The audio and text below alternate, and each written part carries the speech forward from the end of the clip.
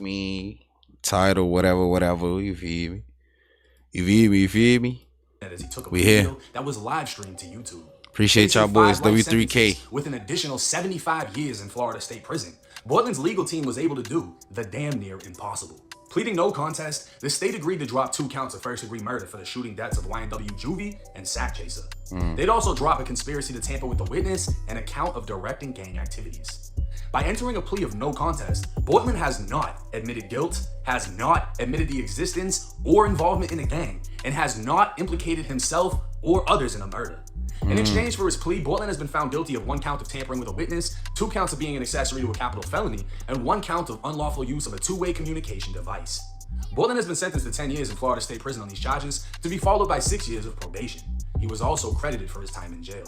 Bortlen was arrested back in 2019 and would have received a bond for 15 months. In October of 2023, he'd be rearrested, remaining in jail until now, lasting an additional 23 months. In all, Bortlen did a total of 38 months in jail, just over 3 years, meaning his 10-year sentence is already down to 7.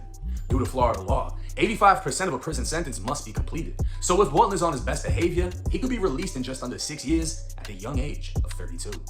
This plea deal for 2 capital murders is nothing That's short of crazy. amazing. But it That's came with a crazy. twist that has the internet going crazy. Just after letting Bortlen know everything that came with the plea, the judge would highlight the fact that after the plea is made, the state wants to take a proffer from Bortlen. An immediate flag on the play, a proffer is defined under Florida law as an agreement to speak with prosecutors to share information. This would lead everyone from Say Cheese, academics, No Jumper, my fucking self, and even Melly's old lawyer Bradford Cohen to assume the worst. Bortlen was now going to snitch on Melly. All right, let's talk YNW Melly and YNW Bortlen. He is now doing the triple Lindy. For those youngsters that don't know what the triple Lindy is, it is when you do several flips of a high dive, and he will be flipping. He is going to be tell-all about anything he knows about the double murder case, and they will know if he's telling the truth or telling a lie when he gives his full, quote-unquote, confession as to what happened that evening. And that's what happens a lot of times where guys are in the prison for 4 or 5 years awaiting trial and looking at a life sentence, and they're offered 10 years where they'll be home probably in another 3 years that he'll serve. He decides to flip and become a cheese eater. And that's what happens a lot of times on these cases. And I was expecting it to happen a lot sooner than it did. He held out for quite some time. But long story short, it looks like he's going to flip. And it makes the case on YNW Melly, depending on what he says, which I anticipate he'll say that YNW Melly is responsible. But depending on what he says, it will make a YNW Melly case a lot more difficult to try, but still not impossible. I've had cases where there were flipping witnesses where, I had a federal case with several flipping witnesses where we still got a not guilty, and it's possible to still get a not guilty in this case. Obviously, it's going to make it a lot more difficult. He has an excellent lawyer, by the way, Fred Haddad, who's a friend of mine, and I know Fred would have done a very good job for him at trial, but ultimately it is an individual's decision whether or not to become Chuck E. Cheese, and in this case, he has become Chuck E. Cheese. Is Chuck E. Cheese a mouse or a rat? I'm not sure. But long story short is he will be flipping, and it's going to make the case against YNW Melly a lot more difficult to win. Now, as a man, I always leave room to stand corrected in any situation. And I have to give a shout out to my boy Steady Nash for his thorough journalism in this case. Bortlen's main lawyer, Fred Haddad, would release a statement saying, "I don't represent snitches. Cortland Henry is not a snitch, and he will not be cooperating or testifying in YNW Melly's trial. Anyone who claims differently has not seen the plea deal and has no idea what they're talking about." Well, in my humble opinion, what the fuck else would a proffer be other than the snitch? Why would the state want to sit down with Bortlen if he wasn't obligated by the plea deal to cooperate against the main man? Say something about it, yeah. Why would Bortlen's sentence go from 5 life sentences plus 75 to only serving 7 years in prison?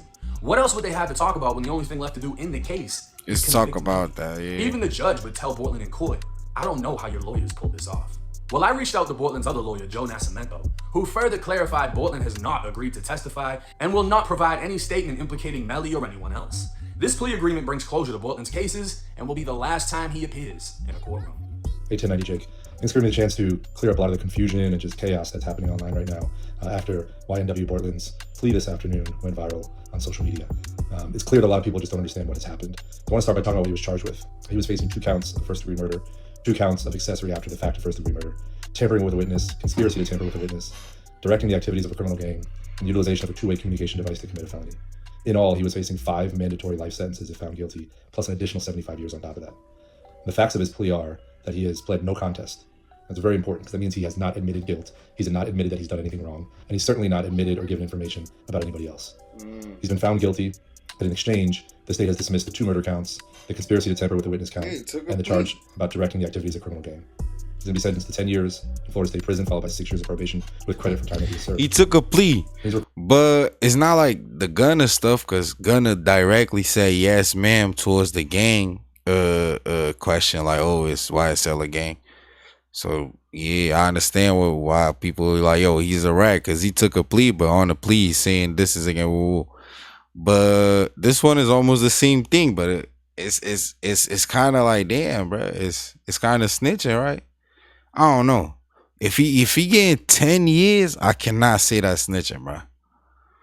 He not saying, yo, Mally did it. He not saying nothing. So required as a part of he was the driver, right? It's called a proffer. So typically, I don't know. when you hear the word proffer, especially in a criminal case, it's when a witness offers information or will explain what they would testify to if called at trial or hearing. Yeah. It's unfortunate that we use that word today. So I'm really hoping The judge made it clear whatever he says will have no effect on his plea deal.